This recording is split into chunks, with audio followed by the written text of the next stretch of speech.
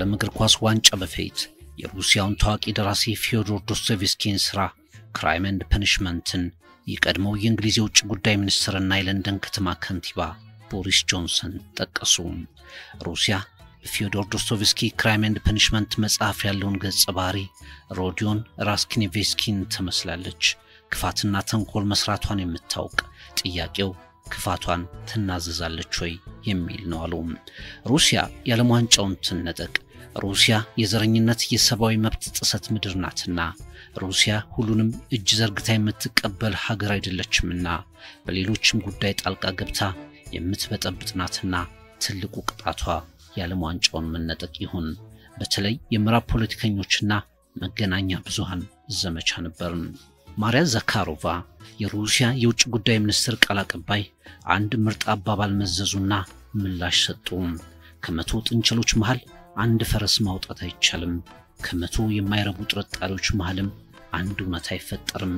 ሩሲያ በሐሰት ትከሳለች፣ የዓለም ዋንጫውም ዓለም በማይረሳው ሁኔታ ይጠናቀቃል አሉ።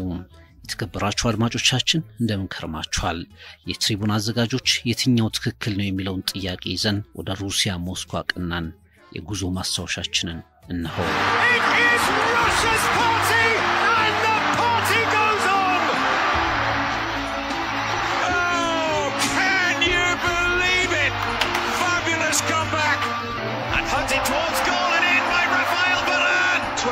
Football World Cup. Pogba!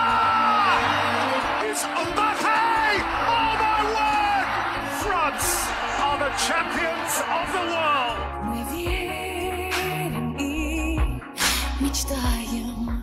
የዓለማችን ትልቅ አገር የምድር 1/8ኛ በህዝብ ብዛቷ 9ኛዋ ትልቅ የዓለም አገር በሩሲያ አብዮት ሶቪየት ፌደራል ሶሻሊስት ሪፐብሊክን ፈጥራ የዓለምን የፖለቲካ ኢኮኖሚና ማህበረሰባዊ አስተሳሰብን በልዩ ጎራ ተጽዕኖ የፈጠረች በቀዝቃዛ ጦርነት የተፋለመች በኋላም ሶሻሊስት ሪፐብሊክነቷን አፍርሳ የዓለምን ገጽታ ለመለወጥ የተጋች በቆፍጣና መሪዎቿ በበሳል የኪነ ጥበብ ሰዎቿ በአሳቢና ተፈላሳፊዎቿ በስፖርት ዓለም ሰዎቿ የምትታወቅ አገር የነ ማክሲም ጎርኪ፣ ቱርጌኔቭ፣ ሊዮ ቶልስቶይ፣ አንቷን ቾቭ፣ ዶስቶቭስኪ ምድር ሩሲያ በሰብአዊ መብት ጥሰት በተቀናጀ ስለላ ጣልቃ ገብነት በጸረ አበረታች መድኃኒት የተደራጀ አጠቃቀም የምትጠቀስ ምድር ሁሉ ነገሯን ወደ ያዘችው ወደ መገለጫዋ ሞስኮ ደረስን።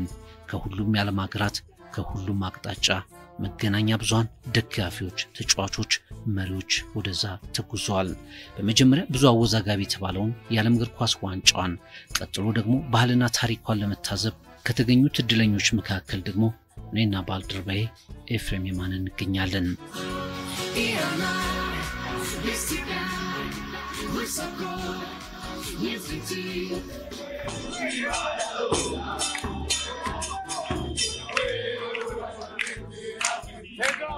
በታሪክ የሩሲያ ዛሮች ይነግሱበት የነበረው ቦታ ታዋቂው የግብይትና የአደባባይ ዝግጅቶች ስፍራ ሬድ ስኩዌር የዓለም ዋንጫው ልዩ ድባብ ሆኖ ከርሟል። እዚህ ቦታ ክሬምሊን፣ ሮያል ካቴድራል፣ የፕሬዝዳንቱ መኖሪያ፣ የታዋቂው ነጋዴ ኪታይ ጎሩ መታሰቢያና ሌሎች አስገራሚ ነገሮች አሉ።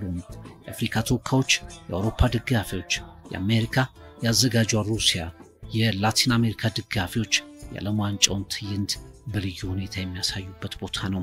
ሁሉም የሀገሩን ባህል፣ አለባበስ፣ ሙዚቃ፣ የብሔራዊ ቡድን ማበረታቻ ያሳያል፣ ያሰማል። ጭፈራው ከግንባታው ጥበብ ጋር ተዋህዶ ልዩ የዓለም ዋንጫ ድባብ በየቀኑ ይፈጠራል። ጨፍጋጋ ፊት አላቸው የሚባሉ የሩሲያ ፖሊሶች ከፈገግታ ጋር የዓለም ዋንጫ እንግዶችን ይጠብቃሉ። በተለምዶ ነውጠኛ የሚባሉት የሩሲያ ደጋፊዎች ያገኙትን ዜጋ ሁሉ እያቀፉና እየሳሙ እንኳን ደህና መጣችሁ ይላሉ። ሩሲያ የፈገግታ ምድር ናት የሚል መልእክት ለማስተላለፍ ከፎቶግራፍ መነሳት ጀምሮ ብዙ መልካም ነገሮችን ለማድረግ ይተጋሉ። የትሪቡን አዘጋጆችን ጨምሮ ወደ ዓለም ዋንጫው የተጓዙ ሰዎች የሩሲያ ምስላቸውን የሚቀይሩበት የመጀመሪያው ቦታ ሬድ ስኩዌር ነው።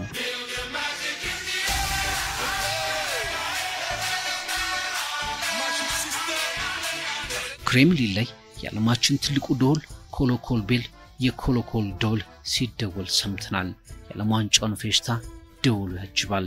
ወደ ሩሲያ እግር ኳስ ብቻ ለማየት ከመጣችሁ ተሳስታችኋል። በዓለም ላይ መታየት ያለባቸው በሩሲያ ብቻ ያሉ በርካታ ነገሮችን ታዘቡ። የዓለም ዋንጫ በጎ ፈቃደኞች መልእክት ነበር። ኪነ ህንጻዎቿ በጣም ማራኪ ናቸው። ድሮንና ዛሬን በአንድ ያስተቃቀፉ። ሃይማኖታዊ ኪነ ህንጻዎች በተለይ እጅን ባፍ ያስጭናሉ። 12ኛው ክፍለ ዘመን ላይ የተገነባው ክሬምሊን፣ በዙሪያው ያሉት ካቴድራሎች፣ የቅድስት ሶፊያ ካቴድራል፣ ቅዱስ ፒተርስበርግ፣ ሄርሚቴጅ፣ ዩኔስኮ የዓለም ቅርስ ያደረጋቸው የሩሲያ ሀብቶች ለዓለም ዋንጫው ተጓዦች እድለኛ ነን ያስባሉ ሀብቶች ናቸው። 8 years after Russia was awarded this event, the dream finally becomes a reality. Oh, what a goal that is! Fantastic free kick. Oh, what a shot! What a hit from miles out!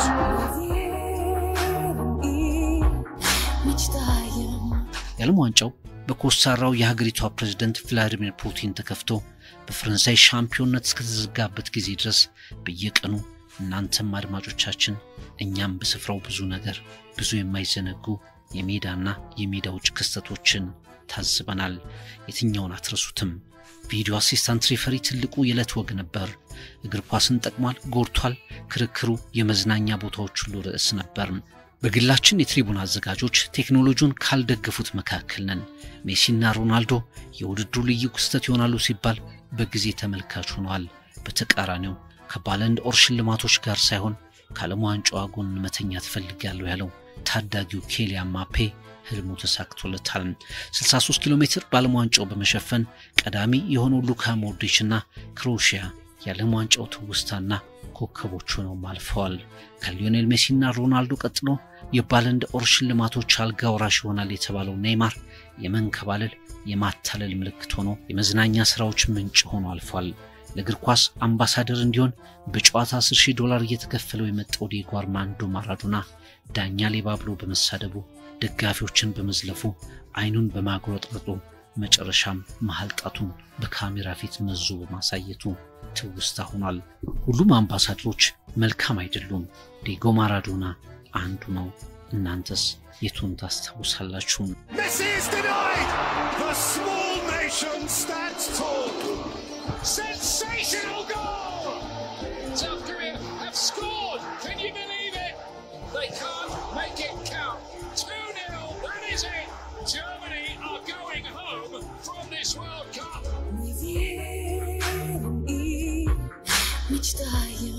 በሩሲያ በአካል ተገኝተን መመስከር የፈለግነውና ከዓለም ዋንጫው በፊት ብዙ የተባለለት የተፈራው የዘረኝነት የህዝብ ጥላቻና ቃት ጉዳይ ነበር።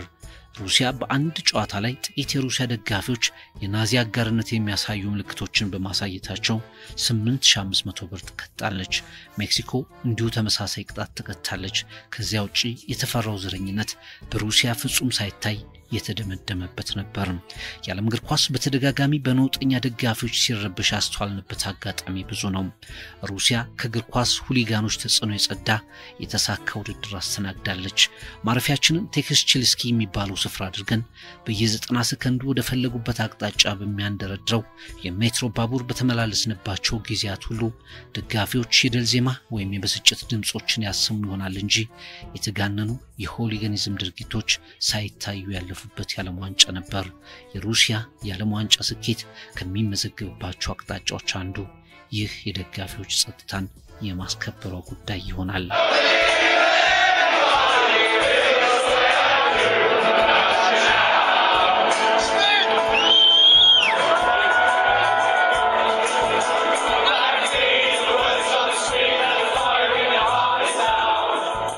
የሩሲያ ምሽቶች ውብ ናቸው።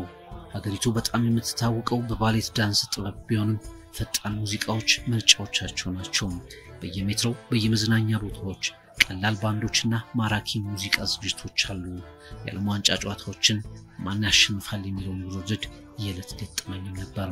ከሙዚቃ ዝግጅቶችና ዳንኪራዎች ባሻገር የዓለም ዋንጫው ጨዋታዎች ማን ያሸንፋል የሚለው ውድድር ያጅባቸው ነበሩ።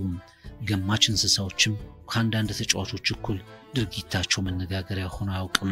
የጃፓንን ሁሉንም ጨዋታዎች በትክክል የገመተው ራቢዮ የተባለው ኦክቶፐስ ተጠብሶ እንዲበላ ተደርጓል።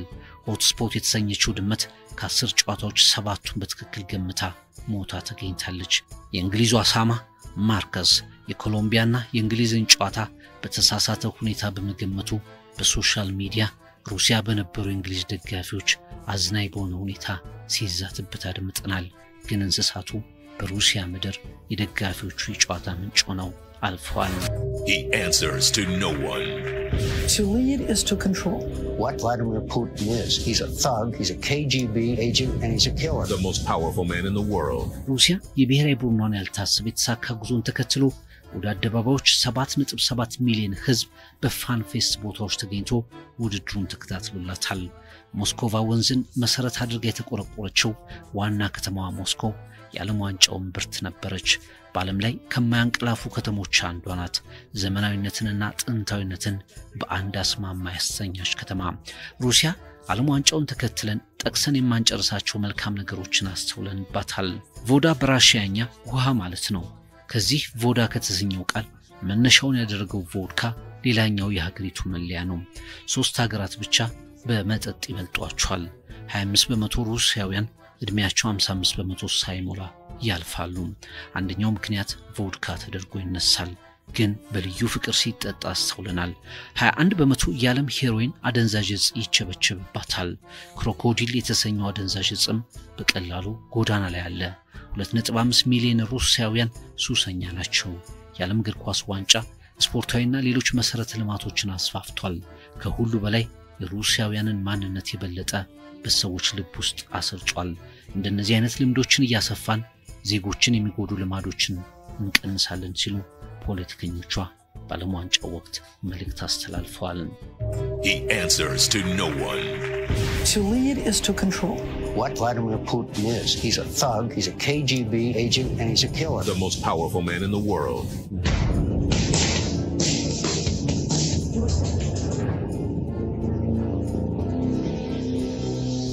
ወደ ነፃ ማህበረሰብ የምናደርገው ጉዞ ቀላል አይደለም።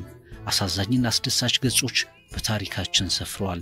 ቭላዲሚር ፑቲን የቀድሞው የኬጂቢ ሰላይና ከ1990 መጨረሻ ጀምሮ በሀገሪቱ ፖለቲካዊ ስልጣን ላይ ካናት የሚጠቀሱት ፕሬዝዳንት ቭላዲሚር ፑቲን ዓለም ዋንጫውን ከእንግሊዝ አፍ በመንጠቅ ወደ ሀገራቸው እንዲሄድ በማድረግ ከ2010 ጀምሮ የነበረውን የሚዲያ ዘመቻን ለመቀልበስና ስህተት መሆኑን ለማሳየት በዋናነት በመምራት የተጉሰው ናቸው። የዓለም እግር ኳስ ደጋፊዎች ያለ ቪዛ ወደ ሀገራቸው እንዲገቡ የወሰኑት ውሳኔ 2018 እስኪያልቅ ድረስም ከፈለጉ የትኛውም ደጋፊዎች ያንኑ ፋን አይዲ በመያዝ ያለ ቪዛ ወደ ሩሲያ ደጋግመው መመላለስ ይችላሉ በማለት ያሳለፉት ትልቅ ውሳኔ የማይዘነጋና የሩሲያን ገጽ የቀየረ ተብሏል። እንደሚመስለኝ ሩሲያውያን እጃችንን ዘርግተን ዓለምን የምንቀበል ሰዎች መሆናችንን አሳይተናል። የሩሲያን ትክክለኛ ገጽታ ለዓለም አሳይተናል። የዓለም ዋንጫው የተሳካ ነበር ቭላዲሚር ፑቲን ተናግረዋል። 81% ሩሲያውያን ይወዷቸዋል። የዓለም ዋንጫው ልዩ ርዕስ መሆናቸውንም ታዝበናል። Mbappe's got another one. Cavani, brilliant. And we will go to penalties. And he's done it. And England win on penalties. Papa! Mbappe! Oh my word! France are the champions of the world.